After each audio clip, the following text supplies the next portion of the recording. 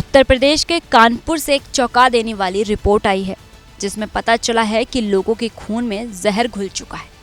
UP प्रदूषण नियंत्रण board की ताज़ा रिपोर्ट की माने तो कानपुर के कई इलाकों में रहने वाले लोगों के शरीर में भारी मात्रा में क्रोमियम और मरकरी यानी पारा पाया गया है और ये जहर फैल रहा है शहर के चमड़ा उद्योग, तेजाब मिल, पेंट और पॉलिश फैक्ट्रियों से निकलने वाले केमिकल से।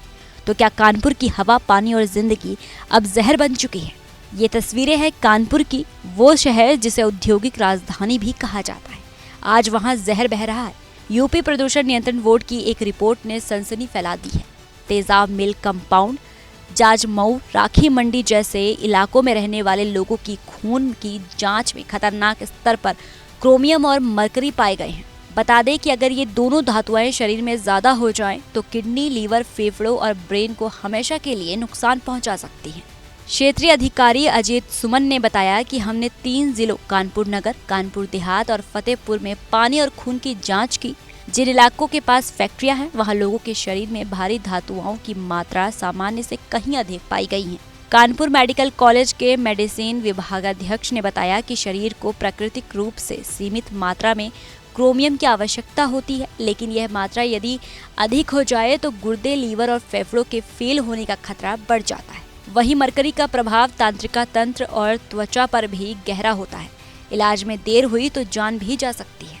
क्रोमियम जो है अगर थोड़ी मात्रा में हो तो शरीर के फायदेमंद होता है। ये एक मेटल है जो कि शरीर के लिए अगर नॉर्मल में है तो फायदा करता है, और अगर एक्सेस हो जाता है, खास करके ये इसका यूज जो होता है फैक्ट्री में ज़्यादा यूज होता है, जैसे कि पेंट की फैक्ट्री है या कुछ ये जो चमड़े की फैक्ट्री है, इन सब फैक्ट्रियों में क्रोमियम की मात्रा ज़्यादा की जाती है यूज। अगर ये एक्सेस होता है तो इससे जो है सबसे पहले कांटेक्ट में आने से स्किन प्रॉब्लम हो सकती है, नाखून में दिक्कत हो सकती है, एलर्जी हो सकती है, छाले पड़ सकते हैं। और अगर ये किसी रूप में शरीर के अंदर लिया जाता है, उससे गुर्दे की बीमारी, लीवर की बीमारी और जो है याददाश्त क्षमता कम होने हो सकती है। कभी-कभी इसको ज़्यादा लेने से जो है किडनी में कैंसर की भी संभावना बढ़ जाती है।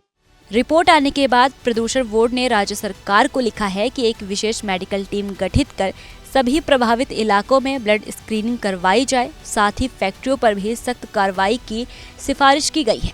डॉक्टरों ने सरकार से अपील की है कि चमड़ा, पेंट और पॉलिश उद्योगों में काम करने वाले कर्मचारियों को मास्क और दस्ताने पहनना लागू किया जाए। साथ ही आम नागरिकों को भी इन क्षेत्रों से दूरी बनाए रखने की सलाह दी है। तो अब सवाल ये है कि क्या कानपुर में विकास की कीमत लोगों की सेहत से चुकाई जा रही है?